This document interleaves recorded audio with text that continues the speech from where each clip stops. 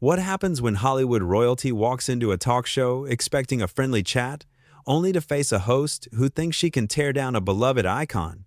What we witnessed on The View was nothing short of spectacular, a masterclass in how quickly the tables can turn when someone underestimates their guest. Joy Behar thought she had Robert Downey Jr. right where she wanted him, lined up for what she clearly planned as an ambush interview. But what she got instead was a response so perfectly crafted, so devastatingly clever, that it left her speechless and the audience stunned. This is the story of how one of the most respected actors in Hollywood delivered a comeback so brutal that it will be talked about for years to come. Before we dive into this incredible moment, make sure you hit that subscribe button and let me know in the comments what you think about celebrities standing up for themselves in interviews like this. Now, let's get into what really happened when Robert Downey Jr. stepped onto the View stage that morning. The atmosphere in the studio was electric as Robert Downey Jr. made his entrance.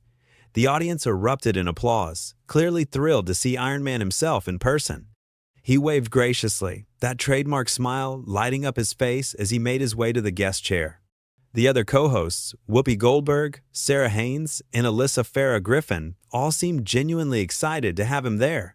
But there was something different about Joy Behar's demeanor.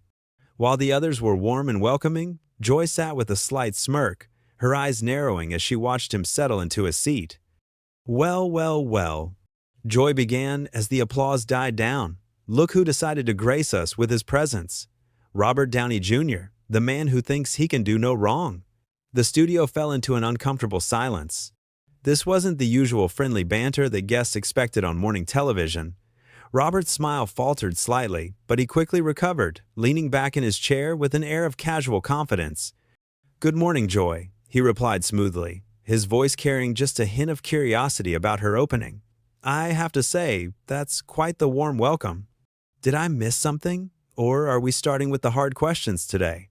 The audience chuckled nervously, unsure of where this was heading. Joy's smirk widened. She had clearly been planning this moment, savoring the opportunity to put a major celebrity on the spot. "Oh, I think we both know why you're really here, Robert. This isn't just about promoting your latest project, is it? This is damage control." She leaned forward, her voice taking on that sharp edge that regular viewers knew all too well. "Let's talk about your past, shall we? The arrests, the drug problems, the rehabilitation. Do you really think you're the right person to be playing a hero for children?" The question hung in the air like a toxic cloud. The other co-hosts exchanged uncomfortable glances, clearly not expecting Joy to go this route so early in the interview. Whoopi shifted in her seat, looking like she wanted to intervene, but Joy wasn't finished. "I mean, seriously," she continued, "you've made some pretty questionable choices in your life. What makes you think parents want their kids looking up to someone with your history?" Robert's expression remained calm, but there was something shifting behind his eyes. The relaxed Hollywood charm was still there, but underneath it, you could sense a steel resolve forming. He took a slow breath, his fingers drumming once against the arm of his chair, before responding with remarkable composure. "You know, Joy," he said, his voice still warm, but with an undertone that suggested she should be very careful about where this conversation was heading, "I think there might be a misunderstanding here about what kind of conversation we're having today. When my publicist told me I'd be coming on The View, I was under the impression this was going to be a friendly chat about my work, maybe some laughs, the kind of thing your viewers tune in for." Joy wasn't backing down. If anything, she seemed energized by his measured response, interpreting it as weakness rather than the warning it actually was. "Oh, come on, Robert. You can't seriously expect to just waltz in here and pretend like your past doesn't matter. You were arrested multiple times. You went to prison. You had a serious drug problem that nearly destroyed your career and probably your life. And now you want to just gloss over all of that because you've made some successful movies?" The studio audience was completely silent now. This had gone far beyond uncomfortable and into something that felt almost cruel. Robert nodded slowly, as if he was processing not just her words, but the entire situation he found himself in. When he spoke again, his voice was quieter, more thoughtful, but there was an unmistakable edge creeping in. "I see what's happening here," he said, looking directly at Joy with those piercing eyes that had commanded movie screens for decades. "You've decided that this is going to be some kind of gotcha moment, haven't you?" You think you can sit there and tear apart someone's lowest moments, their struggles with addiction, their mistakes, and somehow that makes for good television? Joy opened her mouth to respond, but Robert held up a hand, and something in his manner made her pause. "No, let me finish," he said, and now the friendly Hollywood actor was completely gone, replaced by someone who clearly had a lot more to say. "Because I think your viewers deserve to understand exactly what kind of conversation you've decided to have here today." The tension in the studio was thick enough to cut with a knife as Robert continued, his voice gaining strength and authority with every word. "You see, Joy, what you're doing right now isn't journalism. It isn't even entertainment. What you're doing is exploiting someone's personal struggles, their darkest moments. For what? A few viral clips? Some social media buzz? Is that really what The View has become under your influence?" Joy tried to interject, clearly realizing that she was losing control of the narrative she had tried to create. "Now wait just a minute, Robert. I'm asking legitimate questions that the public has a right to know about. You're a public figure, and your past behavior is fair game for discussion." Robert's laugh was soft but carried no warmth whatsoever. "Fair game? Is that what we're calling it?" He leaned forward now, matching her aggressive posture but with infinitely more grace. "Tell me something, Joy. When was the last time you sat across from someone and decided to ambush them with the most painful chapters of their life? When was the last time you thought it was appropriate to use someone's battle with addiction as entertainment for your audience?" The other co-hosts were frozen in their seats. Whoopi looked like she desperately wanted to change the subject, while Sarah and Alyssa seemed mesmerized by what was unfolding. The audience was completely silent, hanging on every word. This wasn't just a celebrity interview gone wrong. This was a masterclass in handling a hostile interviewer. "You want to talk about my arrests?" Robert continued, his voice now carrying the kind of commanding presence that had made him one of the highest-paid actors in the world. "Fine. Let's talk about them. Yes, I was arrested. Yes, I struggled with addiction. Yes, I made terrible choices that hurt people I cared about and nearly destroyed everything I had worked for. But here's what you seem to be missing in your rush to embarrass me on television." Joy's face was flushing now, and she was gripping her note card so tightly her knuckles were turning white. "Robert, I think you're being overly sensitive about some very reasonable questions." "Reasonable?" Robert's eyebrows shot up in genuine amazement. "Joy, let me explain something to you about what makes a question reasonable. A reasonable question might be, 'Robert, how did you turn your life around?' Or, 'What advice would you give to someone struggling with similar issues?' Or even, 'How do you want parents to talk to their children about making mistakes and learning from them?' Those are reasonable questions that serve your audience and create meaningful dialogue." He paused, letting that sink in before continuing with devastating precision. "What you've done instead is essentially ask me to relitigate the worst period of my life for your entertainment. You've taken someone's recovery journey, their struggle to become a better person, and tried to turn it into a weapon against them. And frankly, Joy, that says a lot more about you than it does about me." The studio was so quiet you could hear the cameras humming. Joy was clearly scrambling, trying to find a way to regain the upper hand in a conversation that had completely slipped away from her. "I think you're being unfair to my intentions here, Robert. The View has always been about having honest conversations about difficult topics." Robert nodded thoughtfully, as if he was genuinely considering her words. "Honest conversations about difficult topics. That's interesting. You know what would be an honest conversation about a difficult topic, Joy? Talking about how addiction affects families, discussing the challenges of recovery, exploring how society can better support people who are trying to turn their lives around. But that's not what happened here, is it?" His voice was calm, almost conversational now, which somehow made his words even more devastating. "What happened here is that you saw an opportunity to score points against someone you perceived as vulnerable, and you took it. You thought you could ambush me with my past mistakes and what, exactly? Make me cry? Make me defensive? Force me to apologize again for things I've already addressed and made amends for?"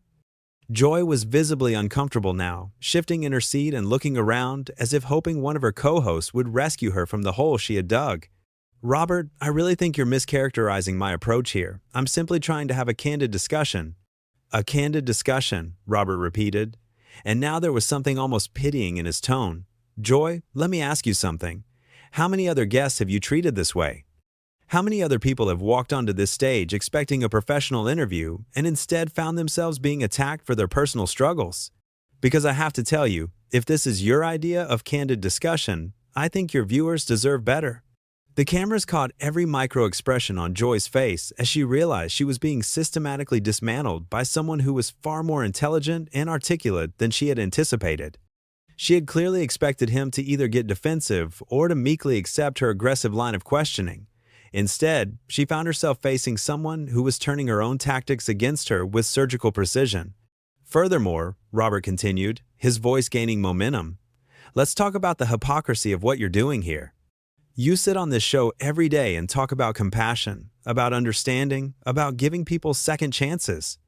You advocate for rehabilitation over punishment, for treating addiction as a health issue rather than a moral failing. But the moment you have someone sitting across from you who has actually lived through that journey, who has actually done the work of recovery and rebuilding, suddenly all of that compassion disappears. Joy tried once more to interrupt, but Robert was on a roll now, and his words carried the kind of authority that comes from someone who has not only survived their worst moments, but learned from them. You've essentially taken everything you claim to believe about redemption and recovery and thrown it out the window because you thought it would make for better television to try to humiliate me instead. The silence stretched on as Robert's words hung in the air, each one hitting its mark with devastating accuracy. Joy was now visibly flustered, her usual confidence completely shattered. She looked around the table desperately, but her co-hosts were transfixed by what they were witnessing. This wasn't just a celebrity pushing back against tough questions. This was a complete deconstruction of everything Joy had tried to accomplish with her ambush. But you know what the really sad part is, Joy? Robert continued, his voice now carrying a tone of genuine disappointment rather than anger. You had an opportunity here to have a meaningful conversation.